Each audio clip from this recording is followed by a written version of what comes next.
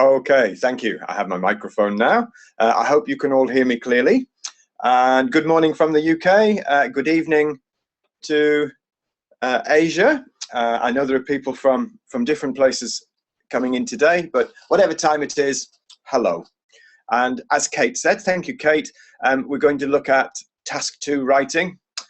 This is, as you're aware, the part of the IELTS test which causes most difficulty, I would have thought. So today, in response to something I've seen recently, I'm asking you a question. Are you answering the task 2 writing question? And lots of you will say yes. I'm going to say sure, and you'll say yes. Then I'm going to say check again. Lots of you, I know, can write beautifully in English. You use a range of vocabulary, you use correct grammar, but you're off topic, or you're not addressing the question. And this is going to impact on your marks if the task completion isn't as it should be. This could be what's holding you back at 6.5. The team of teachers have worked with you. We're getting you up to speed with writing. Writing, there are a few little things that can be improved, obviously, but one of the main things is being off topic and being over length. So I'm going to look at these two things. Are you answering the question? Are you sure? And check again. So that's today, basically. Now let's see my next page. So task 2 writing, let's go over this again. What is it? The writing section of IELTS into 2 parts or 2 tasks. Today we're looking at task 2 and what that entails. So how long is the writing section? We all know now it's 1 hour. What is the minimum number of words required in task 2? 250. That's a minimum. That's your absolute bottom line. It's not a target, so it's fine to go over, but not too far. We'll come to that a little later. So to get to band 7, it's possible with 250 words, but most good band 7 essays, I would suggest, are around about the 300, 320, which is perfectly doable within your 40 minutes. And that's compared with task 1, which is 150. So in our hour, with task 2 worth double the points and requiring 250 words, and task 1 being half the points of 2 and only 150 words, I would suggest you spend 40 minutes on task 2, 20 minutes on task 1. And I'm going to say something perhaps controversial, maybe some of your, let me get the right button, perhaps some of your teachers and tutors have told you, but you might, if you don't already do it, you might like to consider doing task 2 first. Let's look at why that would be a good idea, first of all. In task 1, it's 20 minutes, 150 words. It's only 1/3 of the marks. It's 33.3%. So it's not worth spending more than 20 minutes on it. You're not, even if you do it perfectly, it's only representing 1/3 of your marks. There's not much to think about on task 1. You think about your layout and how you write it in English, but there's no thought about content. The data, however you want to pronounce it, that's supplied for you. So nothing really to think and to create yourself. You're just commenting on what's there. Task 2, different type of animal. Task 2, you need to think about this and you need to plan. I can tell an unplanned essay, it's just a stream of consciousness. Some of you do a couple of those and then get the idea that it doesn't really work. We need good flow. If you just start writing, it's like a stream of consciousness. It has no thread, no flow through the work. It's what makes some writing, like bullet points, into a cohesive text. So we need to produce cohesive text.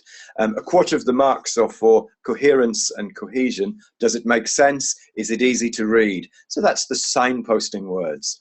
First, we look at the good points, looking at the other side. So the reader knows that the advantages, then the other side will be disadvantages in argumentative. So in view of these figures, 2/3 is for task 2, and you need to think about it. It makes sense to do task 2 first. If you don't finish task 2, your task completion will be horribly impacted. It will be far less than you could have done. You need to have a conclusion in task 2. In task 1, a conclusion is not always necessary. If you put one in, it's a nice rounder, a nice summary of the data you've looked at, but it doesn't have to be there. So task 2, on the other hand, needs a conclusion. So think about it, plan it, make sure you have enough time, not only to write it, but also to edit and check to make sure that you've got all your plurals and what have you working properly. Now, let me find the button for the next slide. Okay. So in task 2 writing, there are several types of essay question. They're broadly argumentative, opinion, problem and solution, but there are some degrees and sort of subcategories, if you like. So first one would be agree or disagree. You can spot these because there are pairs of words in them, like pros and cons, yes or no, good or bad, advantage, disadvantage, agree, disagree. So you've got two sides, one white, one black, really, and you can mix those. You can bleed across and get a bit of a grey area. Do you agree? Well, I agree with this, but not with that. They're fairly easy to spot, but they're not always as they would appear. So an agree or disagree, an argumentative essay, we're looking for balance, both sides, and you should give your opinion on those. Occasionally, you'll be asked about, is it a good idea or not? So it's advantages weighed against disadvantages or drawbacks. And you'll see all sorts of synonyms which have meanings for this. Do the good points outweigh the disadvantages? Do the disadvantages negate the advantages? You might see a variety of ways of good things, bad things, drawbacks, pros, cons. Again, you might see. So here you're not asked to write about both sides. Do the advantages outweigh the drawbacks? Well, sure, you've got to mention drawbacks, but here you'd be majoring on advantages. So slight differences. This is not exactly the same, but it can look as if it would be. Also, the team of teachers, we had a meeting the other day with the team of teachers. We talked about the length that some of you are going to.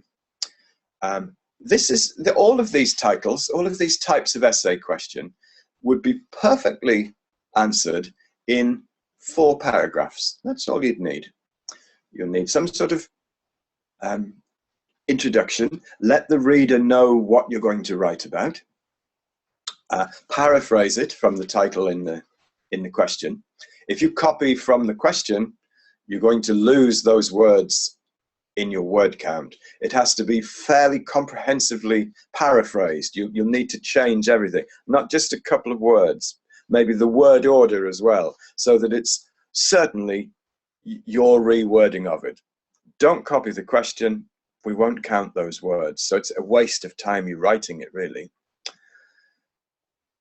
So the first two possibly look similar, but there are subtle differences. Here you'd major on advantages for the second one. The top one, you've got that balance. Now, the third one, discuss 2 views and give your opinion. So here they may not be good or bad, they might just be different. So I've split this in as a separate one. Discuss two views. They will probably give you the views. Should we do this or this? And neither one of them's a better or a worse solution or comment than the other. We just happen to have two of them. So should we go to Venus or to Mars? No one's better than the other. We can't make that judgment, but you can discuss perhaps what might be better with one. Going to the planets was a little bit, that's obscure. Maybe should education be free or should people have to pay for it? So we're not saying which one is the best, not asking to agree or disagree, just to discuss the implications of the two choices.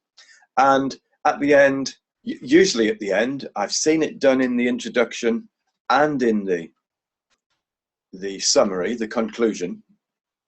So when you give your opinion, you're really saying to the reader, well, we've looked at both sides, and on balance, I think option B would be the best, or would be the one I would choose.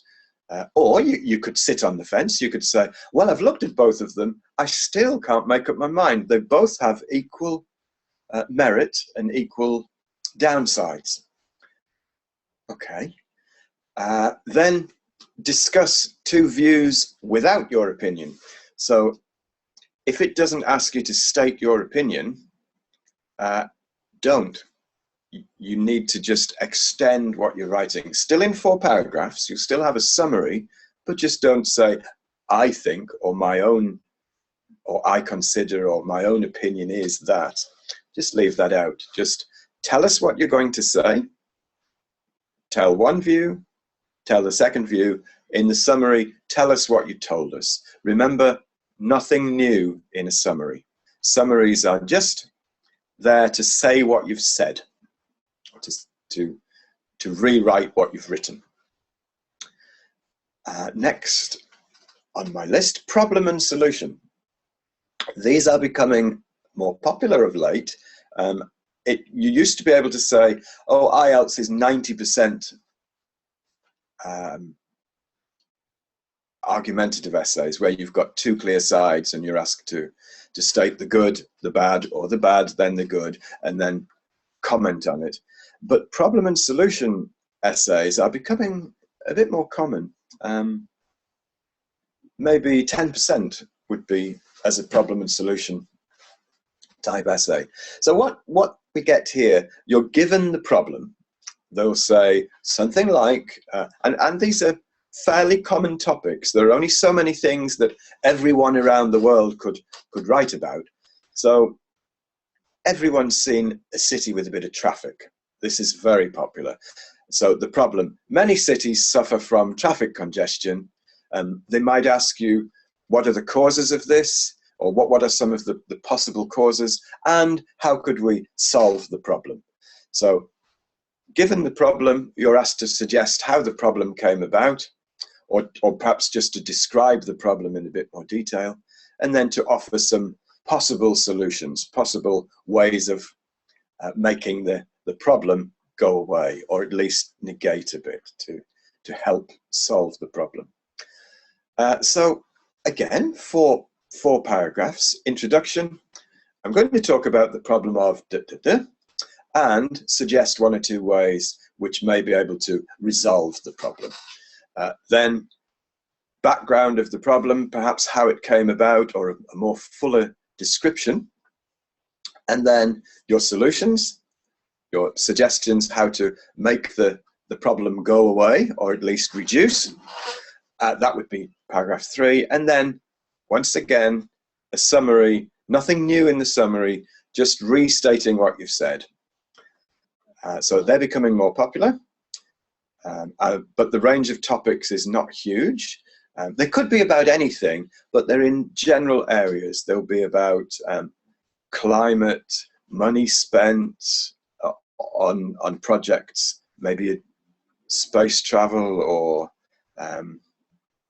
new dams, Power generation plants, should we spend the money in a different way, or they cause too much pollution? How can we solve whatever they've posed as a problem to you?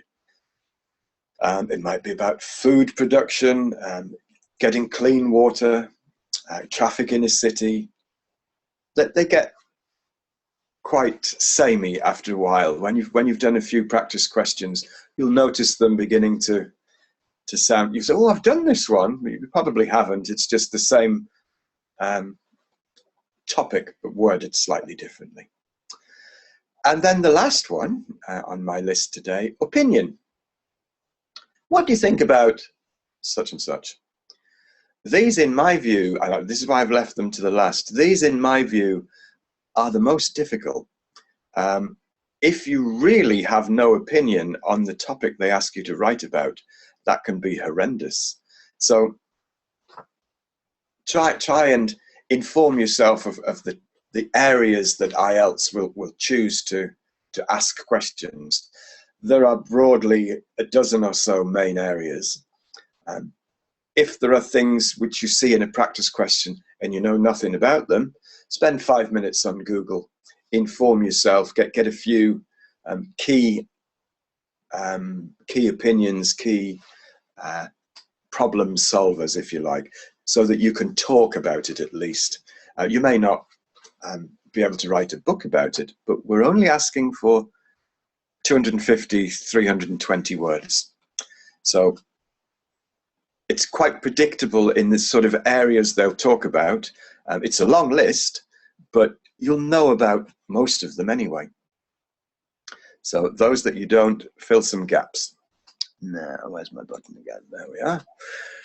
So, approaching the different frameworks. You probably thought there were just 3 types, but there are these subtle differences. But it really isn't. Can anybody guess what the next thing might be? Rocket science.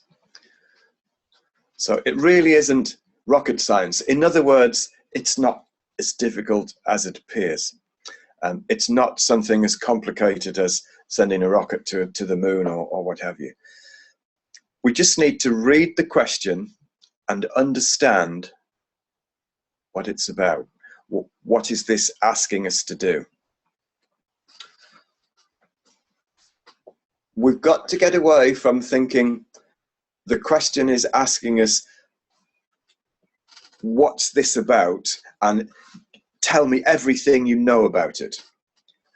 You've got to start thinking, right, are they asking me for my opinion on all of it? Do they want me to solve the problem? Do they want my opinion, or do they want me to balance the 2 sides of the argument? And when you've done a few, you begin to think, yeah, I know what these are about. And as soon as you see words like advantage, disadvantage, you say, oh, argumentative, and you start writing an argumentative essay. But if you'd read it further along through the question and understood there are disadvantages and advantages to this, discuss, that might not be the same as argumentative. There are subtle differences in what we're looking for. So analyzing the question, and we're going to do a bit more work on the Facebook pages about that. I'm going to be putting up questions with possible plans for essays, and what I'd like for you to do is to think more carefully about the questions, analyze them. Don't just start writing. It's not a competition to see how many words you can write. I'll come back to that soon about numbers of words. So, approaching the different frameworks. So this is in the same order as my list earlier. An agree or disagree. And here's an example question. Some people think that experimenting on animals is the only sure way to make sure that products are safe for humans to use. To what extent do you agree or disagree with this? Well, clearly this is argumentative. You're asked, agree, disagree, and you're asked, well, I agree with this, don't agree with that, I agree with this, don't agree with that. You've got this balance. And you would need to show a balance, not equal, but you'd need to show that you at least appreciate that there are two sides to this. So phrases like some people suggest, however, looking at the other side, others note that it is not. So you've got a positive and a negative. So you're agreeing with one, disagreeing with another. And then somewhere along the line, you'll have to say, to what extent do you agree or disagree? So you'll have to say, looking at the evidence, I think good idea, or I think not necessary. So make your mind up what you think. Tell us the two sides, and then tell us which one you've chosen. Okay. So next one down, advantages outweigh drawbacks. So let's look at this question. Some countries are encouraging businesses to move to provincial areas in order to decongest the cities. So in other words, maybe all the company head offices and lots of factories and government departments and businesses are in a capital city, for example, and it's horrendously busy. House prices go up, traffic, prices of food, etc. So they've said, all right, let's move some of these businesses up country, away from the city. So you're asked here, do the advantages of such a policy outweigh the drawbacks? So here you're majoring on advantages. Sure, you have to mention the drawbacks, but you've got to talk about the advantages in a far more weighted way. So you'll get a heavy slant towards the advantages in an essay title like this. So it looks argumentative, but it's not really. It's asking you to accentuate or to highlight advantages. Sure, mention drawbacks, but it might be not balanced. Okay, next one along. Right, discussing two views and giving your opinion. So let's have a look at a possible question. Some people have suggested that with widespread internet connectivity and search engines, like Google, for example, children no longer need to develop the skill of memorizing facts. I didn't check that one, did I? It's little. I should have edited that one. No longer need to memorize facts. Others think that the skills used are too useful to abandon and that facts should continue to be learned. Discuss both these viewpoints and give your own opinion. Now here, which one's good, which one's bad? There isn't an advantage, disadvantage. They haven't said this one good, this one bad. They've just given two possible scenarios. That there's no, why have a teacher? When you have access to Google, you can find out everything in half a second. Others say, well, not always a good thing. What if you're in the middle of Africa with no internet for 100 miles? You need to think, or at least be able to look up a dictionary or an encyclopedia, or to know, to have learnt something off by heart and say, oh yes, I read about that once. What we need to do is... So there's no good or bad here. You just have to discuss both sides and give your own opinion. So discuss both these views and give your own opinion. When you see this bottom 5 words, it's asking you to say for sure what you think about it. Sometimes, we'll see on the next slide, sometimes you'll get discuss two views without giving your own opinion. So many people believe that a modern integrated mass transit system is essential in today's cities. Discuss the advantages and disadvantages to such systems. So here, we're not saying one is good, one is bad. We're asking you to discuss this, to categorize parts of it. And you're not asked to give your own opinion, so don't. Use your fairly few words, only 300 or so. Use your 300 or so words to fully answer that question. Again, you'll need 4 paragraphs. Introduction, this is what I'm going to write about. Some of the advantages include, however, looking at the other side, disadvantages might be that, Conclusion, I've looked at both sides. There are advantages and disadvantages. A city would have to decide which would be more advantageous in their own particular situation. So you're not asked for your opinion in that one. Okay, now, next category, problem and solution. Here's a typical one. Crime rates are consistently higher in large cities than in smaller cities, towns, and villages. What might some of the reasons be for this, and how can we tackle the higher crime rate in cities? So as I said earlier, you're not asked to provide a problem. They'll give you the problem. They'll paint the picture and say, here's your problem.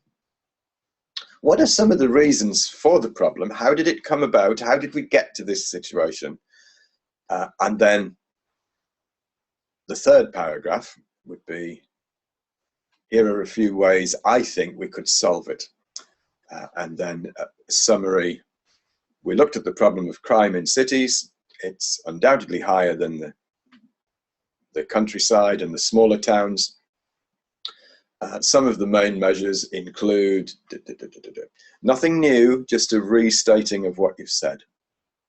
So another 4 paragraphs. Okay, now opinions. These are the essays which trip people up more than others, I think.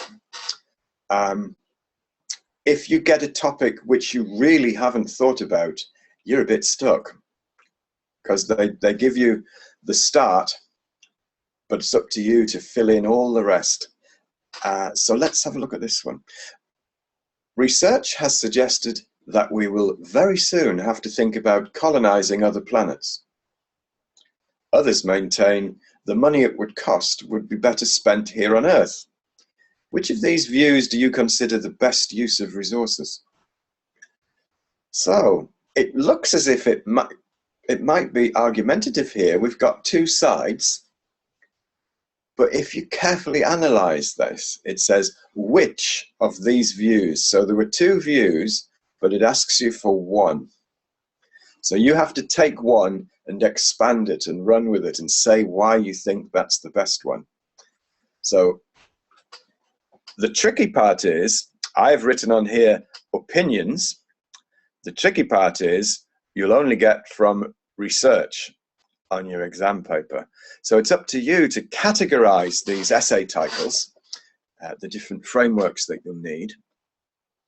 So there's the trick. That's what you should be giving a bit more thought to, I would suggest. Because on a first look at that, you've got 2 sides. It says, which of these views do you consider? And you think, okay, well, we've got a 2-sided argument. It's an argumentative essay. It isn't.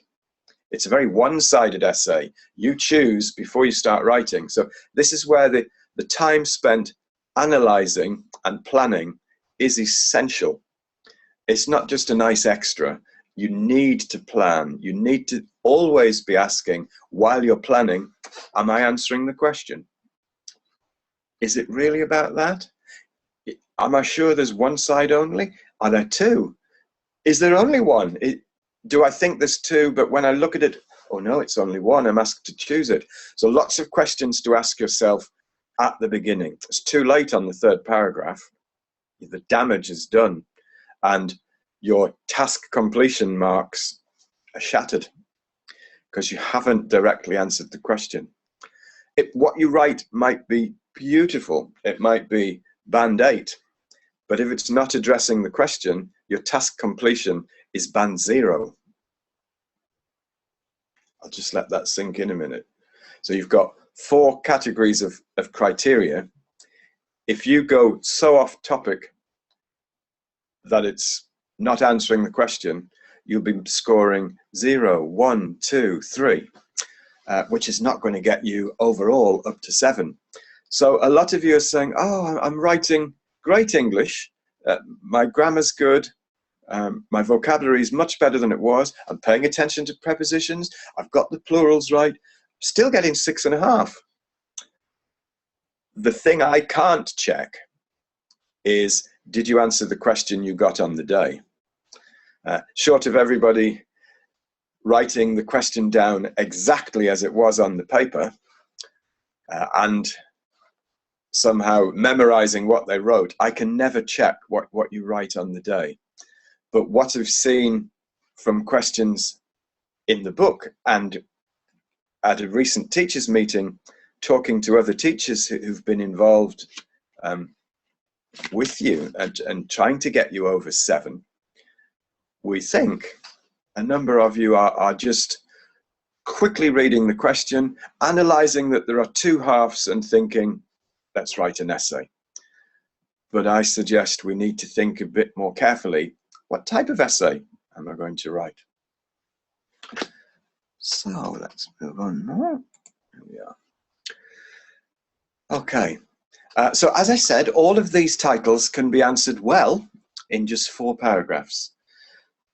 Good writing is one idea, 1 paragraph. If you've got something else to say, it's another paragraph. But I wonder, do you need to say something else? You've only got 250, 300 words or so. And the other day when we had our latest teachers meeting, some people had read essays with 450, even 500 words, which is double what you're asked to do. If you're writing 500 words, I suggest it cannot be as carefully written as 300 words. You just don't have time.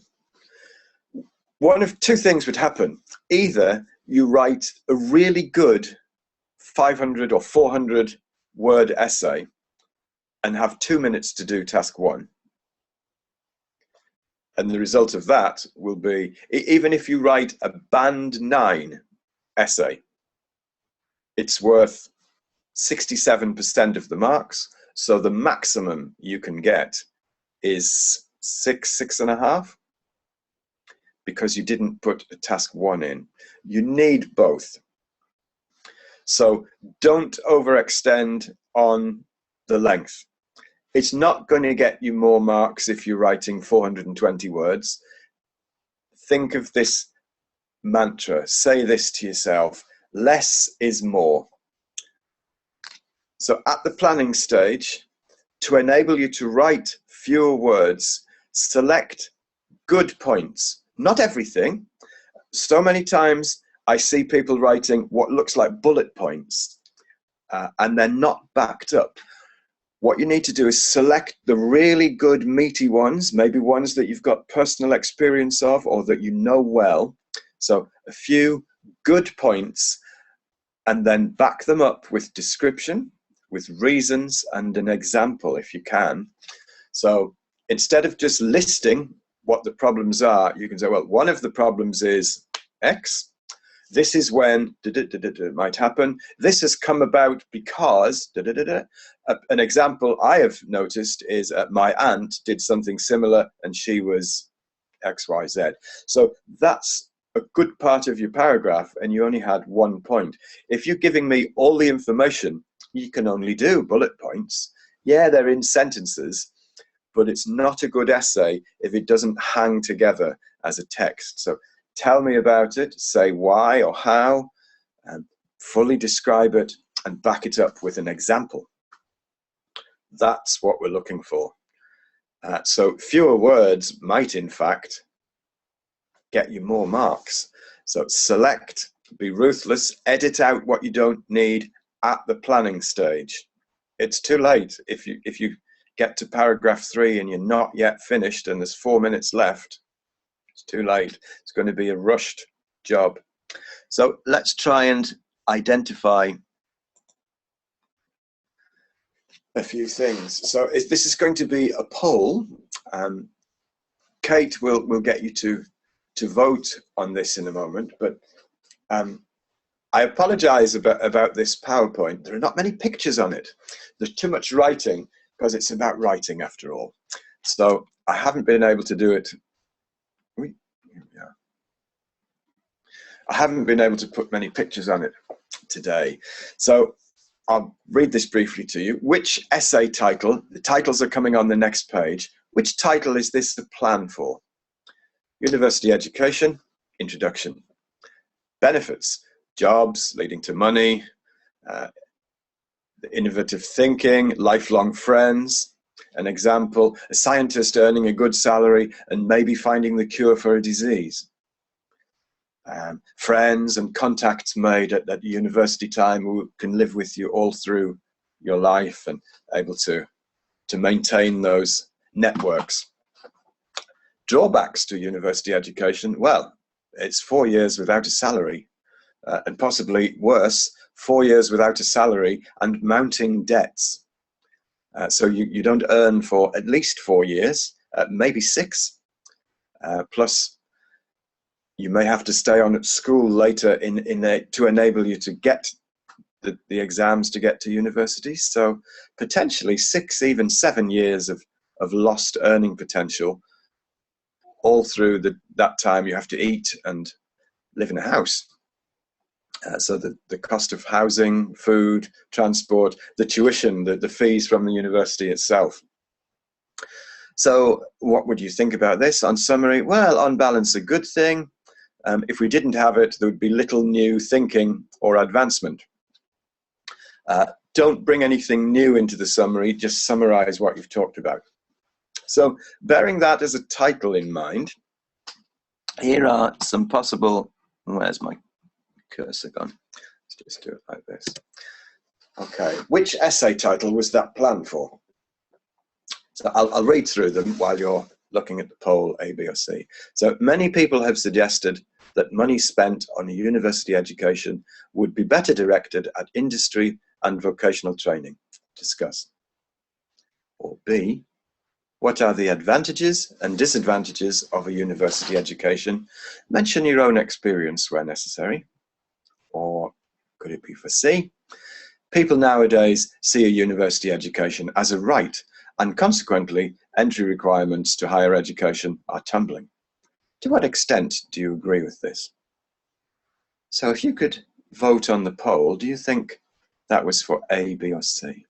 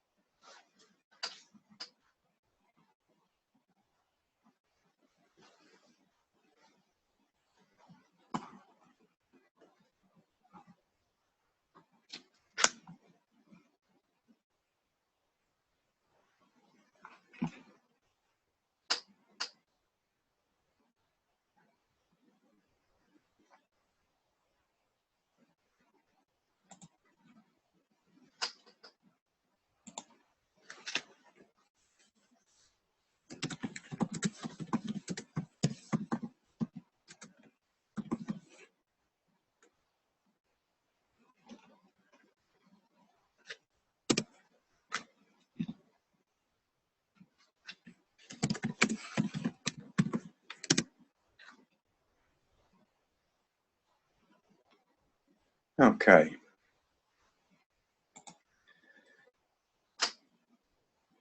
Oh, there's a poll for me to do as well. There we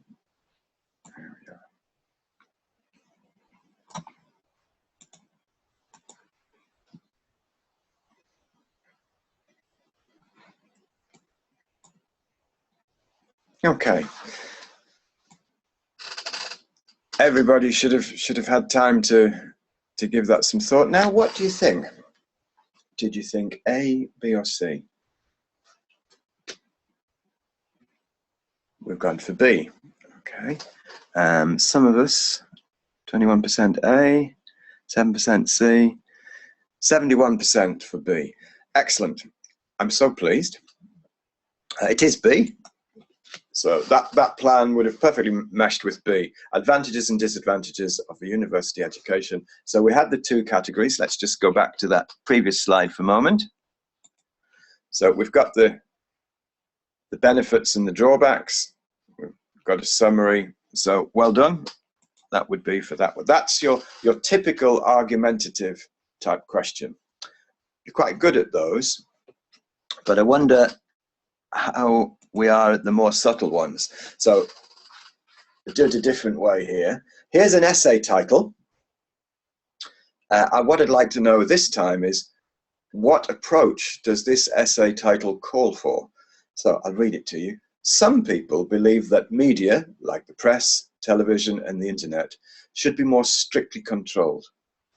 Others firmly feel that, if anything, the controls should be loosened to give people freer access to information. What are the advantages of not relaxing media controls further? And where do you stand on this issue? So, quite a long question, but if we properly analyze this, I'm now going to ask you, which approach does this call for? So I'll put it to the next slide, and then I'll put it back to this so that you can analyze again. I tried to put it all on one slide, but the type was so small you'd not be able to see it. So here's this time I've got 4 choices, A, B, C, or D. So A, you're being asked to describe what the drawbacks could be if controls were relaxed.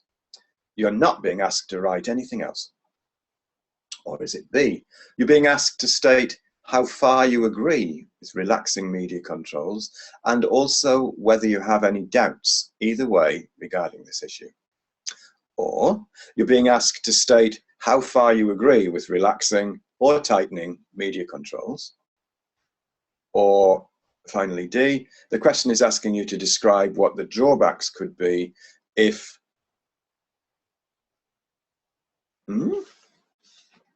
the media, if controls over the media are not relaxed. You also have to give your own opinion. There's a word missing. It should say controls in here. What the drawbacks could be if controls over the media are not relaxed. You also have to give your own opinion. Okay. So are we being asked to describe drawbacks if the controls are relaxed? Are you being asked to state agree with relaxing and whether you have any doubts? Are you being asked to state how far you agree with relaxing or tightening media controls? Or describe what the drawbacks could be if controls over the media are not relaxed? You also have to give your own opinion. So let's go back again and have a look at the question, and then you can vote A, B, C, or D. So there's your question.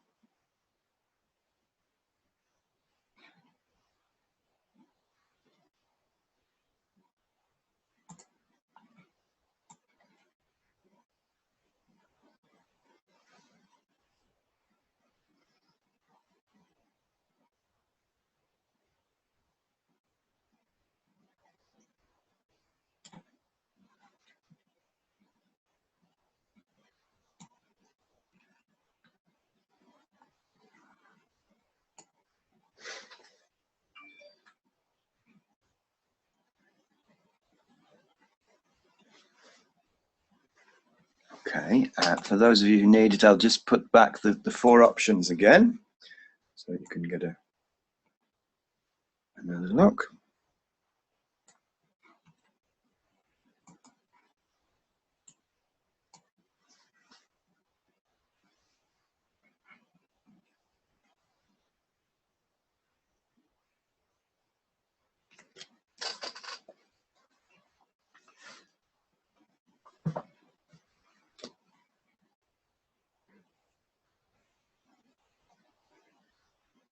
Okay, just a few more seconds now, and then we'll put the results up, see what we came up with.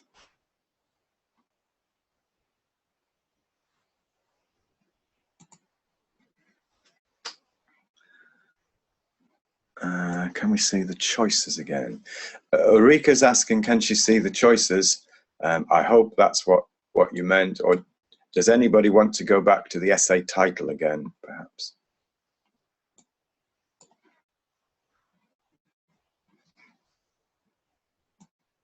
No, no more messages.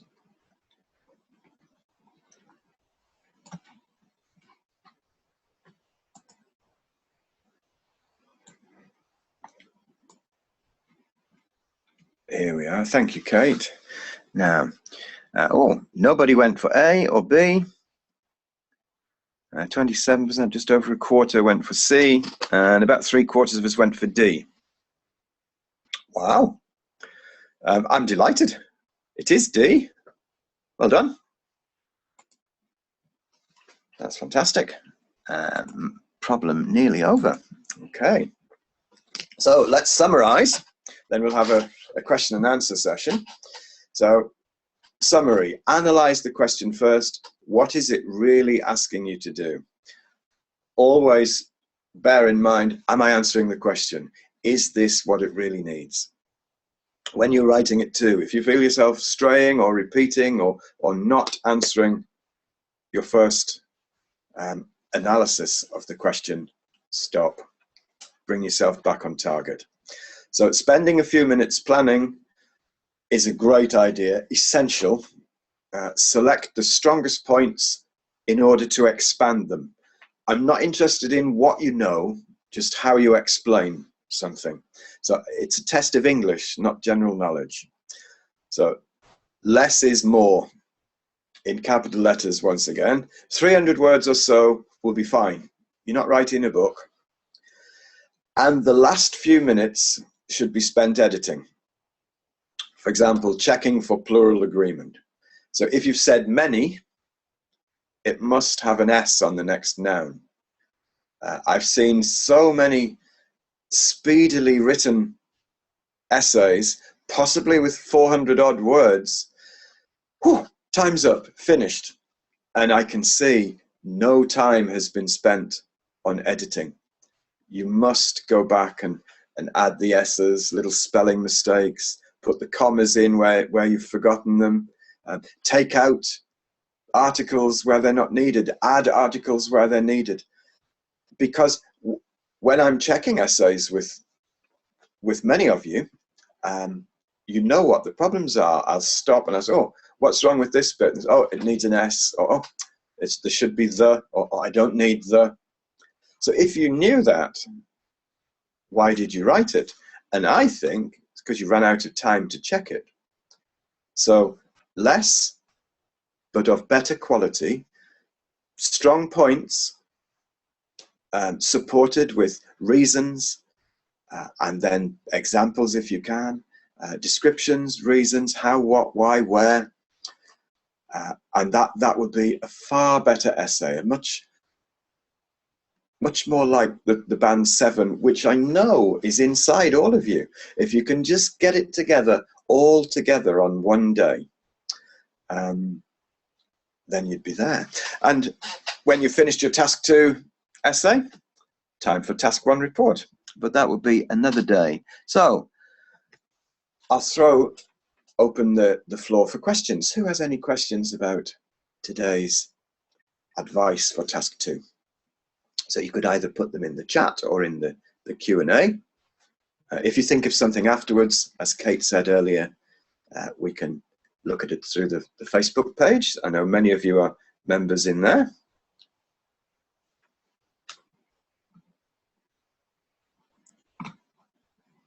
So let's have a look. Q&A, nothing at the moment. Chat.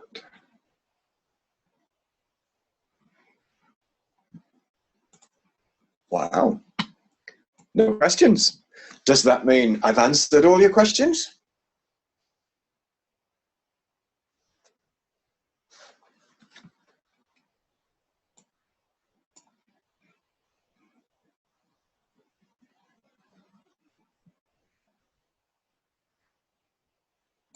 Okay, let's stop sharing.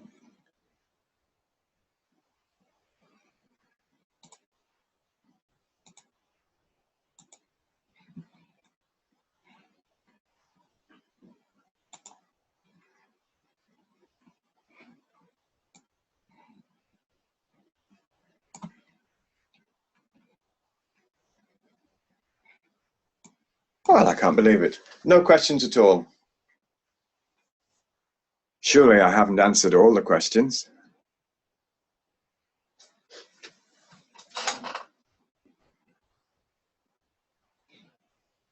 And there's one in Q&A. In writing, is it important to leave one space for another paragraph? This is an interesting point. There are no marks in IELTS for the neatness of your writing. So the layout of it, although it should flow in writing, the layout on the paper doesn't really matter. So I would suggest when you get to the end of a paragraph, leave 4 or 5 lines. Then if you think, oh, I forgot to mention, you can write it in. That's far better than drawing a line down to the bottom and showing it at the bottom. If you do that, the examiner knows you didn't plan properly and you forgot it. So better to write it underneath. So leave space of a few lines and you won't be penalized because there are big gaps. No problem. Richard is asking a question for me. Basically, how much time do we need for the planning, outlining? Is it safe to have 10 minutes for that? Well, Richard, if you spent 10 minutes on it and you're capable of writing 250 to 350 words in the remaining 30 minutes, by all means. I would say realistically 5 to 7 would be better. But yeah, some people write faster, quicker than others. So yes, if you can write the required number of words, there's merit in planning and outlining because you know what you're going to write. It might be a good idea to spend more time planning, but don't leave yourself too short. Make sure that you can finish. Do you all know how long it takes you to write 250 words? It might be a good idea, time yourself, and when you're writing, put a little mark on the writing at the 40-minute mark so that you know how much you were able to do. If it's only halfway through, something has to be quicker, or the essay has to be shorter. Agnes is asking a question. How many sentences should I write in the body of the paragraph? How long is a piece of string, Agnes? I can't answer that. How many sentences? As many as you need, but not so many that you'll run out of time or begin to repeat. So how many sentences? I don't know. It depends what you want to say. One paragraph, one idea, but you might have 2 points which are advantages. So your idea for that paragraph might be 2 good things. So tell me what the good thing is, describe it, say how, why, what, where, perhaps support it with some evidence. How many sentences will that need? No idea. Okay. Can we just draw a line when we have erasures, especially when we're already editing? Yes, it's better to. If you draw a line through what you've written and then write something else, the examiner can see what you had before. So many times your first idea is the best. You write a word and then you say, oh, no. If you erase it, the examiner will never know you thought of it.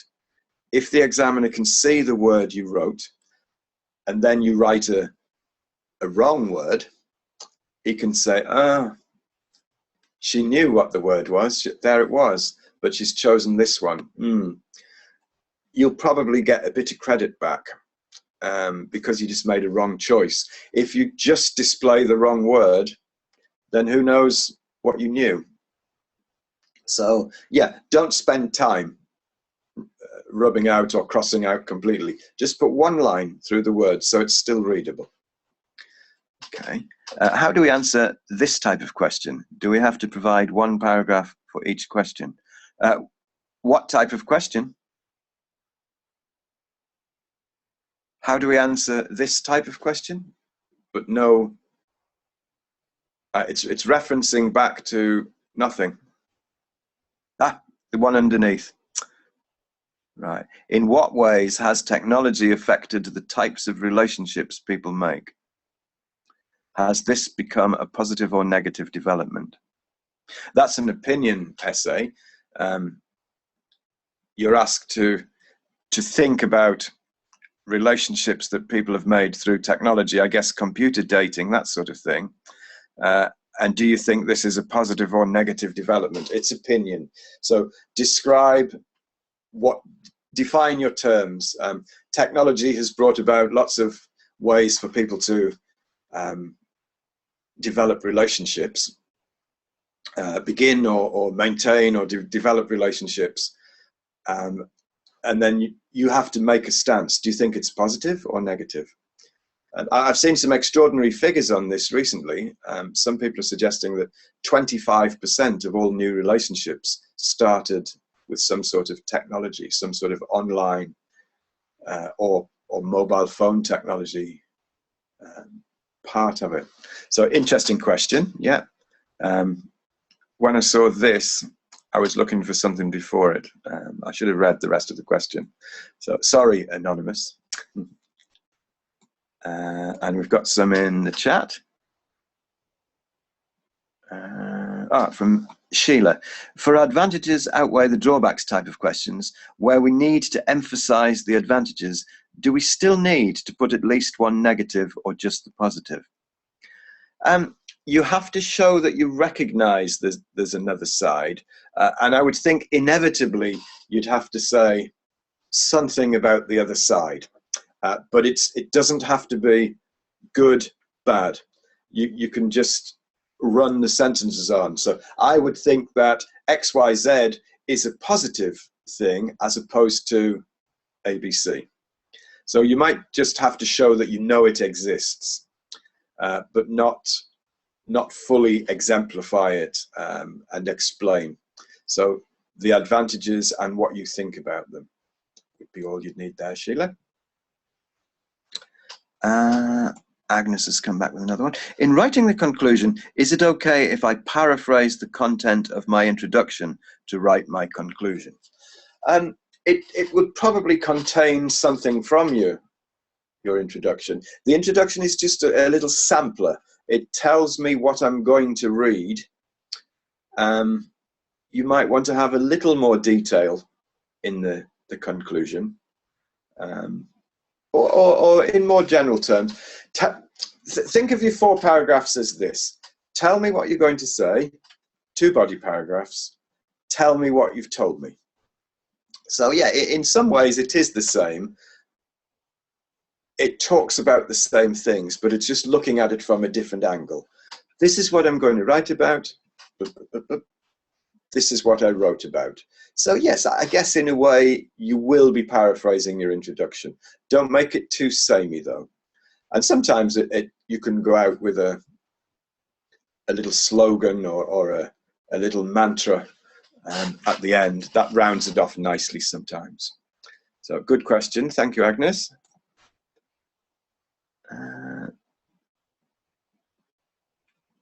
No more on that one. Any more on Q&A? No. Okay, well, if there are no more questions, it just remains for me to say thank you very much for attending. I hope you found that useful. And as usual, we'll put the recording of this webinar onto YouTube so that you can watch it at your leisure, or those of you who missed it will be able to see it.